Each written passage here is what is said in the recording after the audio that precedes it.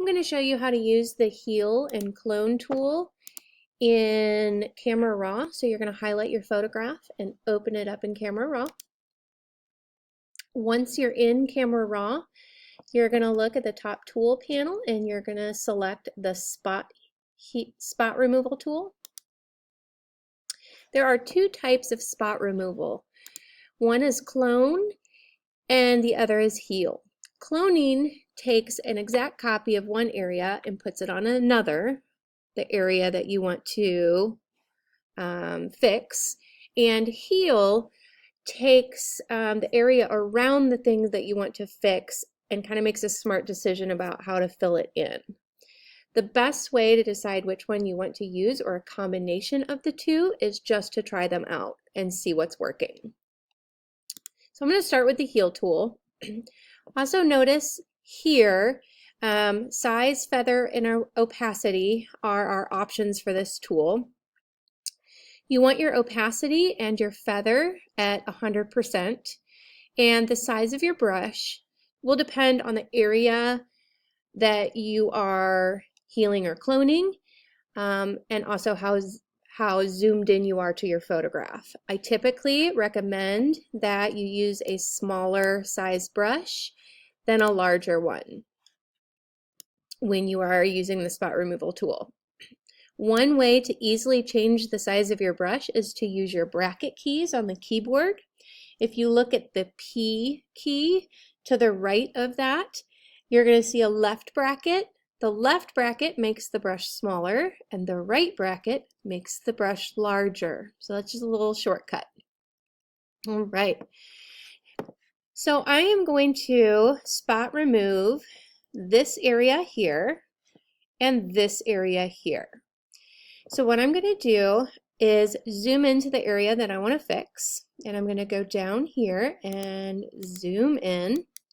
Doesn't always zoom into the right place, and so another shortcut is I can hold down the space bar on my keyboard and the cursor turns into a little hand. While continuing to hold the space bar, I can then get to that area that I want to fix. When I'm zoomed in, I can also see this pole here. So I'm going to also fix this pole. All right.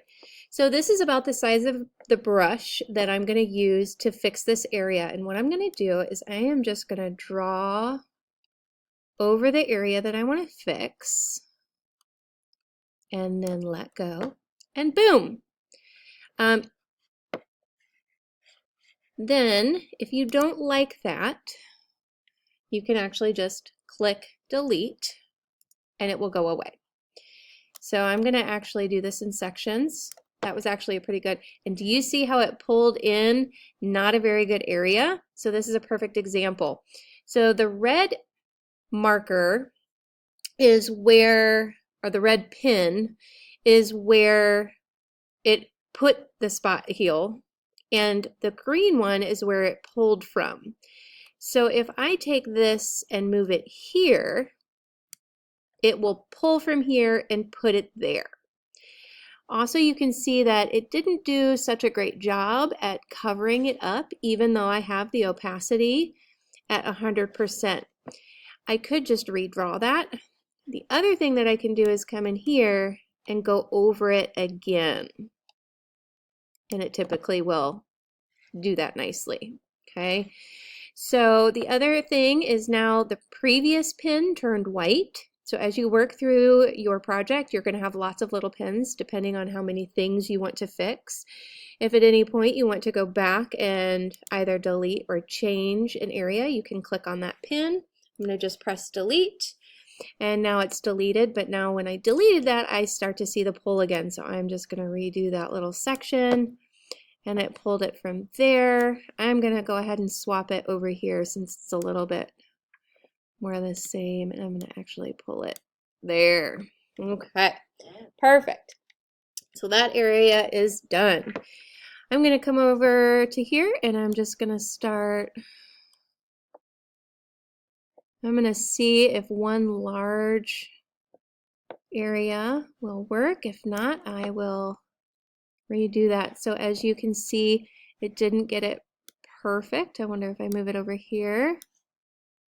So I'm going to try this in sections. So I'm going to delete that pin.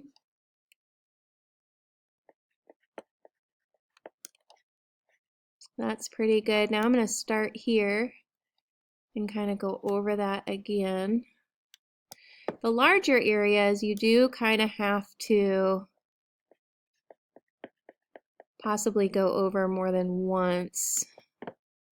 That did it pretty well. I see one little spot in here, and I see that little spot needs a little fixing. There we go. It's starting to have a lot of pins, but that's okay. I'm going to pull that up to match the shadow. Excellent.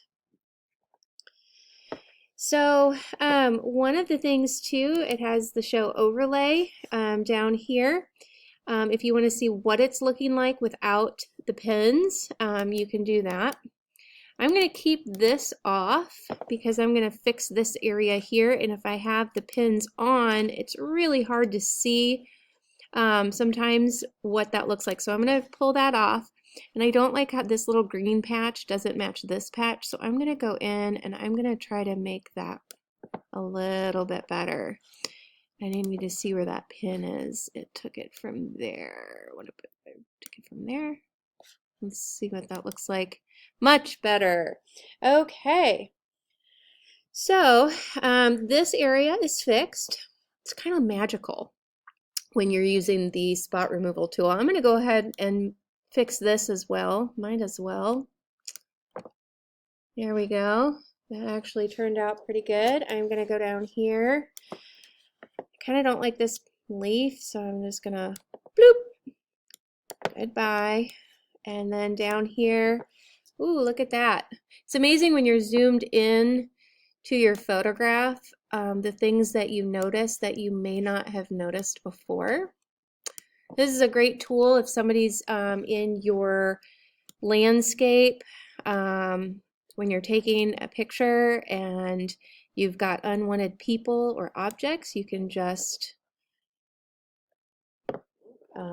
spot remove them out. All right, while I'm zoomed in here, I'm going to take a look. Is there anything else? That kind of looks, I'll just get rid of that. Okay, that looks pretty darn good. Okay, so what I'm going to do is I'm going to move this to fit and view, and voila. Let's take a look at before and after. Before, after. All right, at this point, I would move ahead and start editing.